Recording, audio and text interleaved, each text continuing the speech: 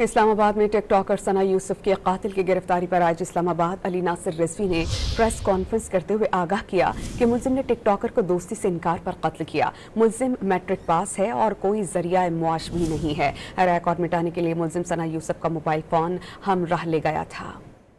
वो लड़का बार बार कांटेक्ट करने की कोशिश कर रहा था वो हमारी जो हमारी सोशल मीडिया इन्फ्लुएंसर हैं सना यूसुफ को, और सना यूसुफ की तरफ से बार बार रिजेक्ट किया जा रहा था। 29 मई को जिस वक्त सना यूसुफ की बर्थडे थी, उसने पूरी कोशिश की कि उसका राब्ता हो, क्योंकि वो सोशल मीडिया के ज़रिए वो ट्राई करता रहा था पिछले कुछ अरसा से राब्ते के लिए, और वो बाकायदा घर तक पहुंचा और घर तक पहुंच के 7-8 घंटे कोशिश की कि उसकी सना यूसुफ से मुलाकात हो, बट वो उसमें कामयाब नहीं हो सका।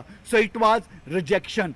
पहले सेलुलर रिजेक्शन थी, now it was physical mode of rejection. और फिर 2 जून को दोबारा उसने ट्राई की 8 से 10 घंटे सना यूसुफ से मिलने की, लेकिन ही कुड नॉट सक्सीड। और फिर उसने प्लान किया और अपने वेपन के जरिए घर में एंटर होके सना यूसुफ को मर्डर कर दिया।